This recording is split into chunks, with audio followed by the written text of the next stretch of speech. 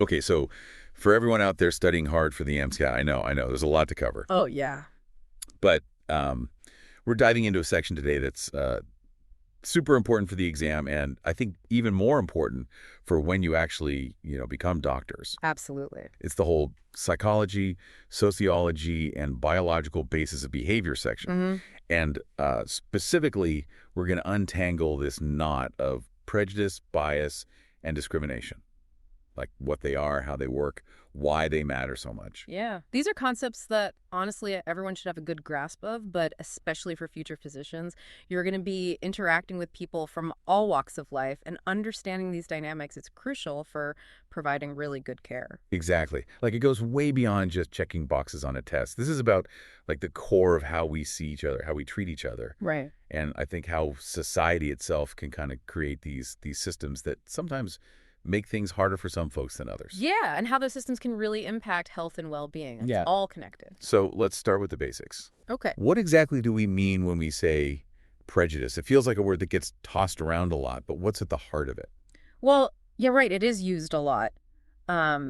But at its core, prejudice is a negative attitude, Okay. like a negative feeling you have toward a specific group of people. Got it. And you lump all the individuals in that group together, based on whatever characteristic they share. Like race, gender, religion. Yeah, exactly. Those are some big ones. But it could be anything, really: sexual orientation, age, even things like profession or where someone went to college. Interesting. So it's not just like a personal dislike. No, it's deeper than that. Like you said, it's an attitude. Right. It's rooted in this idea that that entire group, just by being that group, is somehow less than or bad or dangerous. So is it like mainly an emotional thing? Well, it definitely starts with emotions a lot of the time. Okay. Fear, anger, disgust.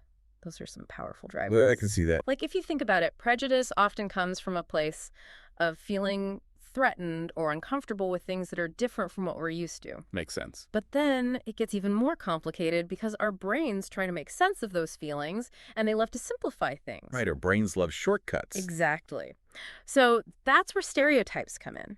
Oh, okay. Stereotypes are those oversimplified beliefs we hold about entire groups, like all teenagers are lazy, or all women are emotional. Or all lawyers are. Yeah, you get the idea. Yeah, we've all heard those.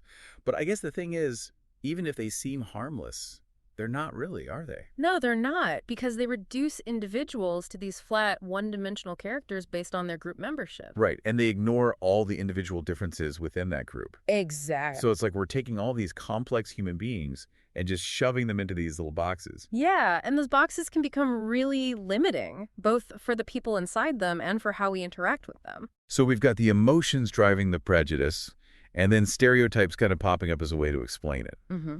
But you also mentioned something about how society itself can, like, bake prejudice into its structures. Yeah, that's a crucial piece of this, because it's not just about what's going on in our individual heads. Right. Prejudice can become embedded in the very institutions and systems that shape our lives. It's like it becomes woven into the fabric of society. Okay, I'm listening. How does that happen? Well, societies aren't usually totally equal, right? There are power imbalances. Yeah, definitely. Some groups have more power, more resources, more prestige than others. And guess what? Those dominant groups often develop and perpetuate prejudices that help to justify why things are the way they are. Oh, interesting. It's like, by seeing marginalized groups as somehow inferior, less deserving, or even threatening, the dominant group can make it seem okay that they have more and others have less. It's like a way to rationalize inequality, to make it feel natural or inevitable. Exactly. And then those justifications filter down through society. They get reinforced by laws, by media, by education,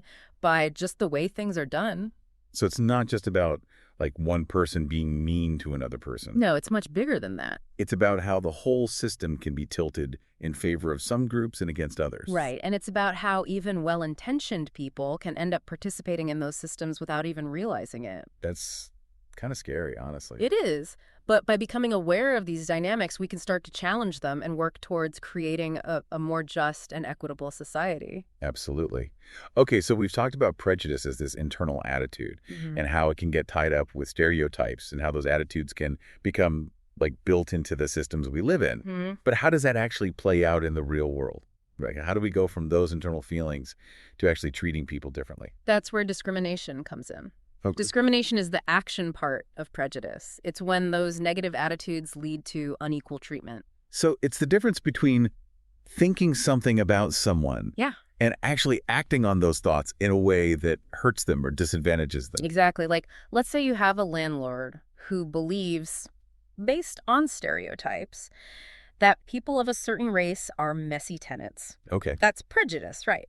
But if that landlord then refuses to rent to someone of that race, That's discrimination. that's discrimination. It's Yeah. taking that prejudice belief and turning it into an action that has real consequences for the other person. Right. That makes it really clear. So prejudice is what's happening in your head. Discrimination is what you actually do. Yeah, that's a good way to put it. And those actions can range from like really big things to much smaller things. Oh, absolutely. It can be as blatant as denying someone a job or a loan, Right. or it can be more subtle, like ignoring someone's ideas in a meeting. Or giving someone worse service at a restaurant. Exactly. Those smaller acts, sometimes called microaggressions, can really add up and take a toll on people over time. And I imagine those are often harder to call out because they can feel so ambiguous. Yeah, they can. But it's important to remember that even those smaller acts of discrimination can be incredibly hurtful and harmful. Okay, before we go any further, I think it would be good to do a little quiz, Oh, I like quizzes. just to make sure everyone's following along. Good idea. All right, so here's a multiple choice question for you all. Which of these is not a core part of prejudice itself? Okay. A, negative emotion directed at a group. Okay. B, holding a stereotyped belief about a group. All right. C, engaging in unequal treatment of a group. Mm-hmm. Or D, categorizing individuals into social groups. Okay. So which one is not a core part of prejudice itself? Give everyone a second to think about it. Take your time. All right, the answer is C, engaging in unequal treatment of a group. Yeah, that's discrimination, the action that stems from prejudice. Exactly. Prejudice is all about the negative feelings, the stereotypes, and that initial act of putting people into categories. Right. Which, by the way, is something our brains do naturally. It's how we make sense of the world. But prejudice takes that categorization and adds a value judgment, like this group is bad or this group is less than. Okay, that makes sense. And that's where the trouble really starts. Got it. All right, so we've got a good foundation now on what prejudice is, how it's different from discrimination, and how stereotypes play a role. Yeah. Now, I want to dig a little deeper into how society, amplifies all of this. Okay. Like, we talked about how prejudice can be baked into systems, but I'm curious about the specific ways that power, prestige, and class come into play. Oh, yeah. Those are huge factors. Like, how do those things actually contribute to prejudice? Well, imagine a society where one group consistently holds more power, wealth, and social status than other groups. Okay. It happens all the time, unfortunately. Yeah, sadly it does. What often happens is that the dominant group, the one with all the advantages, they start to see those advantages as like proof that they're inherently better. Oh, wow. That they deserve to be on top. And to maintain that position, to justify the inequalities. They develop prejudices. Yeah, exactly. They create and cling to beliefs that paint other groups as less capable, less intelligent, less trustworthy, whatever it might be. It's like a way to protect their privilege, to convince themselves that it's not just about power, but about like some kind of inherent superiority. Exactly. And that kind of thinking can be really insidious because it allows people to ignore the systemic factors that contribute to inequality. Right. It makes it seem like it's just the natural order of things. Yeah, and those beliefs then get reflected in how the dominant group treats other groups. So they might be less likely to hire someone from a marginalized group. Or they might give them less pay for the same work or steer them towards lower status jobs. Or you deny them loans or housing opportunities or access to quality education. Exactly. All these things contribute to keeping those marginalized groups in a subordinate position. And the really messed up thing is, those actions then can create a feedback loop. Oh, absolutely. Where the marginalized group ends up struggling more, which then reinforces the dominant group's prejudice. It's like a vicious cycle that's really hard to break out of. Yeah, because it becomes a self-fulfilling prophecy. Right, exactly. And that's why it's so important to understand these dynamics, to see how prejudice, power, and discrimination are all intertwined. Okay, we've talked a lot about stereotypes, but I want to make sure we're all crystal clear on what they are and how they function. Good idea. They're a key part of this whole puzzle. So what exactly is a stereotype, and how is it different from just like a regular generalization? Well, all stereotypes are generalizations, but not all generalizations are stereotypes. Okay, how so? A stereotype is a belief about a group that's overly simplified, widely held, and often resistant to change, even when faced with contradictory evidence. It becomes this fixed idea that people just accept as truth. Exactly, and they often get passed down through generations, or they get reinforced by media portrayals, or even just casual conversations. Yeah, you hear them everywhere. Right, and the problem with stereotypes is that they erase individual differences. Like you said before, they lump everyone into a category. Exactly, and they assign the same characteristics to everyone in that category, regardless of whether those characteristics are actually true for each individual. So it's like saying all men are aggressive. Right. Or all women are nurturing. Or all people from a certain country are lazy or greedy or whatever. Yeah, we've all heard those kinds of stereotypes. And those beliefs can have really damaging consequences because they lead to prejudice and discrimination. It's like you're prejudging someone based on their group membership instead of actually getting to know them as an individual. Exactly. And that can prevent you from seeing their unique strengths, talents, and perspectives. Okay, so we've got prejudice, we've got stereotypes. Now let's talk about stigma. All right. How does that fit into this whole picture? Stigma is like a supercharged form of prejudice. Okay. It's not just about holding a negative belief about a group. It's about attaching a sense of shame, disgrace, or disapproval to that group. It's like you're marking them as different in a really negative way. Yeah, exactly. And that mark, that stigma, can lead to social exclusion, discrimination, and all sorts of negative consequences for the people who are stigmatized. So what kinds of things can be stigmatized? Oh, all sorts of things. It can be based on visible traits, like a physical disability or a skin condition. Right. Or it can be based on invisible traits, like a mental illness or a history of addiction. So it's not just about what you look like. It's about any characteristic that society deems unacceptable or undesirable. Exactly. And the really insidious thing about stigma is that it can become internalized. What do you mean by that? I mean that people who are stigmatized can start to believe the negative things that society says about them. Wow. They can feel ashamed of themselves, they can have low self-esteem, they can even withdraw from social situations because they're afraid of being judged or rejected. So even if no one is actively discriminating against them, they're still carrying that burden of stigma. Yeah, and that can be really heavy to carry. It can affect their mental health, their physical health, their relationships, their job prospects, pretty much every aspect of their lives. That's really powerful. And it makes me think about how we as a society need to do a better job of challenging stigma and supporting people who are stigmatized. Absolutely. It's Yeah. about recognizing that everyone deserves respect and dignity, regardless of their differences. Okay, let's do another quick quiz to check our understanding. All right, bring it on. True or false? Stigma can negatively impact a person's mental health, even if they're not consciously aware of every single instance of being stigmatized. That's a good one. Think carefully. It's about more than just the overt acts of discrimination. Exactly. Okay, I'm ready. The answer is true. Yeah, that makes sense. Because even if someone isn't constantly being reminded of their stigma, they can still internalize those negative messages from society. Right. It can seep into their self-perception and affect how they see themselves and how they interact with the world. Exactly. Yeah. Okay, moving on. I want to talk about how we perceive and judge other cultures. Ah, yes. That's a whole other layer of complexity. So let's start with the concept of ethnocentrism. Okay. What is that all about?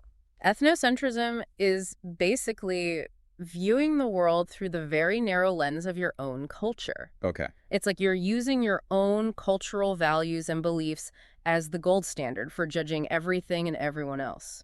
So it's like saying, my way is the right way and everyone else is wrong. Yeah, pretty much. Yeah. And it often leads to this sense of superiority, like my culture is better than your culture. And that can obviously lead to a lot of misunderstandings and conflicts. Oh, absolutely, because different cultures have different values, different norms, different ways of doing things. Right. And if you're approaching those differences from an ethnocentric perspective, you're likely to see them as strange or backward or even threatening. Can you give us an example of how ethnocentrism might play out in a real-world situation? Sure. Let's say you're from a culture that values individualism and competition, and you travel to a culture that's more collectivist and emphasizes cooperation and harmony. Interesting. From an ethnocentric viewpoint, you might look at that collectivist culture and think, wow, these people are so dependent on each other. They have no sense of independence. Right. It might feel stifling or restrictive. Yeah, but what you're missing is that within their cultural context, that collectivism provides a sense of belonging, security, and mutual support. It's just a different way of being in the world. Exactly. And ethnocentrism prevents you from seeing the value in those differences. So how do we combat ethnocentrism? By embracing cultural relativism. Okay, tell me more about that.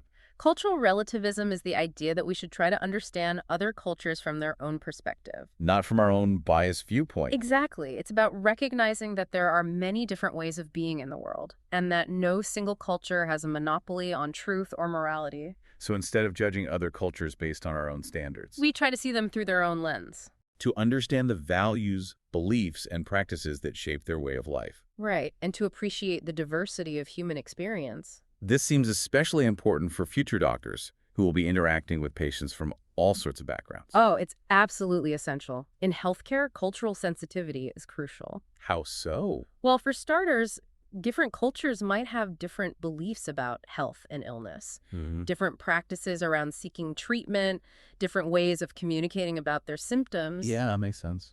And if a doctor approaches a patient from an ethnocentric perspective, they're likely to miss important cues, misinterpret the patient's concerns, and potentially provide inappropriate or even harmful care. So cultural relativism is about being open-minded, respectful, and willing to learn from other cultures. Exactly. It's about recognizing that everyone's experiences and perspectives are valid, even if they're different from our own. And that's crucial for building trust and rapport with patients, which is essential for effective healthcare. Couldn't have said it better myself. Okay, let's shift gears a bit and talk about how these negative stereotypes we've been discussing can actually impact people's behavior in real time. Right. Like, how can the simple awareness of a stereotype, even if you don't consciously believe it, affect how you perform or act? That's where stereotype threat comes in. Okay, what is that exactly? Stereotype threat is this phenomenon where people who are aware of negative stereotypes about their group actually end up performing worse in situations where that stereotype is relevant. Wow, that's so interesting. Yeah, it's like the self-fulfilling prophecy. Like the pressure of not wanting to confirm the stereotype actually ends up making you more likely to confirm it. Exactly. It's a really powerful example of how our thoughts and beliefs can influence our behavior even when we're not aware of it. Can you give us an example of how stereotype threat might work in a real-world setting? Sure. Imagine a young woman who's about to take a math test. Okay. And right before the test, she overhears someone say something like, "Oh, girls are just naturally bad at math." Even if she knows that's not true. Even if she's a math whiz, just hearing that stereotype can trigger a sense of anxiety and self-doubt. Because she doesn't want to prove the stereotype right. Exactly. And that anxiety can then interfere with her ability to focus, to think clearly, to access her knowledge. So she ends up doing worse on the test, not because she's not capable, but because of the psychological pressure of the stereotype. Exactly. And the really crazy thing is, this has been shown to happen across all sorts of groups and situations. Like if you're a minority student taking a standardized test. Or an older person trying to learn a new technology. Or even an athlete competing in a sport where their race or ethnicity is stereotyped. So it's like these stereotypes create this extra hurdle for people to overcome. Yeah, and it's a hurdle that's based on nothing more than prejudice and ignorance. This brings us to the idea of self-fulfilling prophecies. Oh, yeah, those are fascinating. How do those work and how are they related to stereotypes? A self-fulfilling prophecy is basically when an expectation, whether positive or negative, leads to behaviors that actually make that expectation come true. It's like the belief itself shapes the outcome. Exactly. And this can happen in all sorts of ways, but let's stick with the stereotype example. Okay. Let's say a teacher has a stereotype that boys are better at math than girls. Okay, not a good stereotype to have. Definitely not. But let's say the teacher has this belief, even subconsciously.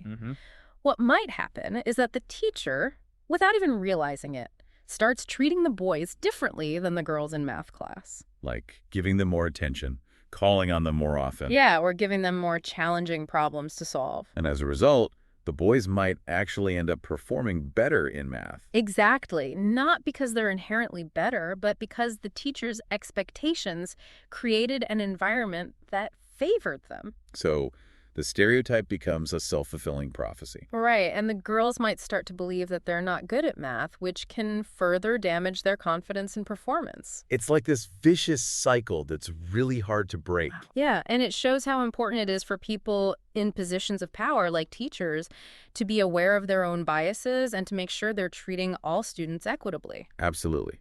Now, I want to connect this back to the world of healthcare, Okay. because I think stereotype threat and self-fulfilling prophecies can have some pretty serious implications for how doctors interact with their patients. Oh, without a doubt.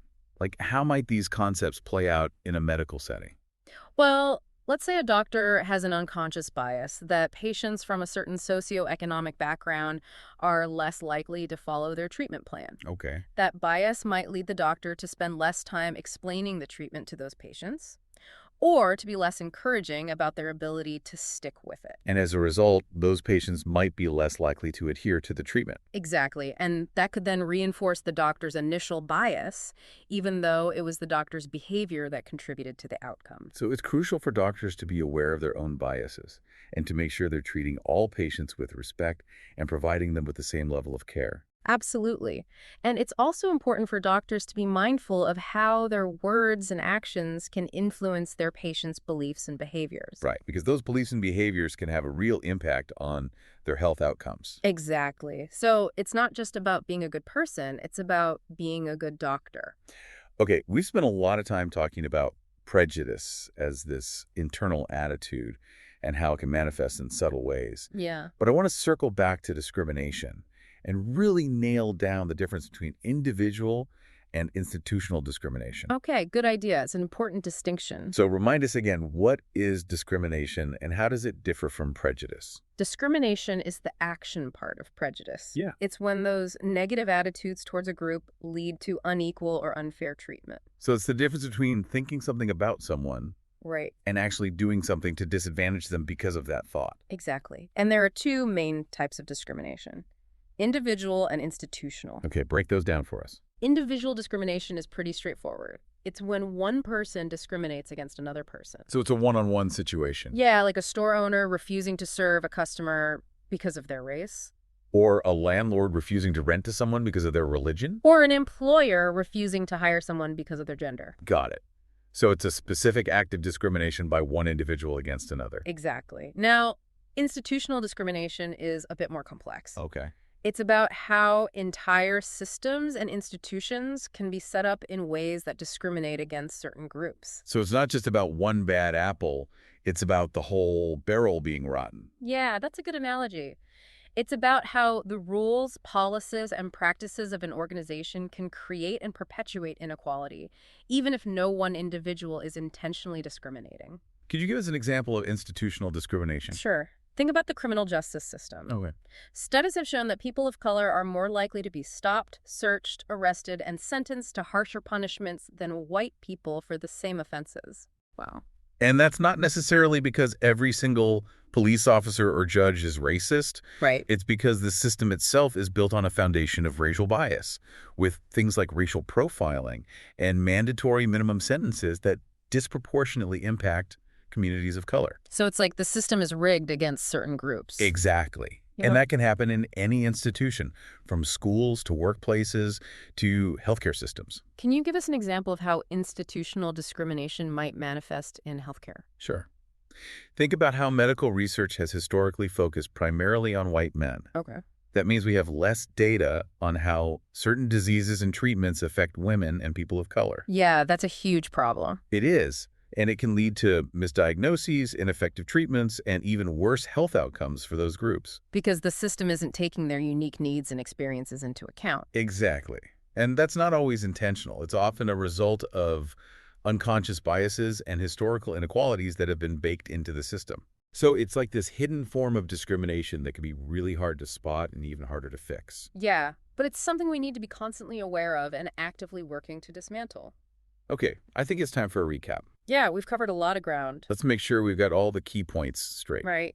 So first, we talked about prejudice, which is that internal attitude, that negative feeling towards a group. Often based on stereotypes, which are those oversimplified beliefs about entire groups. Right. And we talked about how power, class, and prestige can really reinforce prejudice and make it a systemic issue, not just a personal one. Exactly. And how those prejudices can lead to discrimination, which is the actual act of treating someone unfairly because of their group membership. And we distinguish between individual discrimination, which is a one-on-one thing. And institutional discrimination, which is about how entire systems can be biased against certain groups. Right. Then we dove into stigma, which is that extra layer of shame and disapproval that gets attached to certain traits or identities. And we talked about how stigma can lead to social exclusion and all sorts of negative consequences for people who are stigmatized. We also explored the difference between ethnocentrism, which is judging other cultures based on our own limited perspective. And cultural relativism, which is about trying to understand other cultures from their own point of view.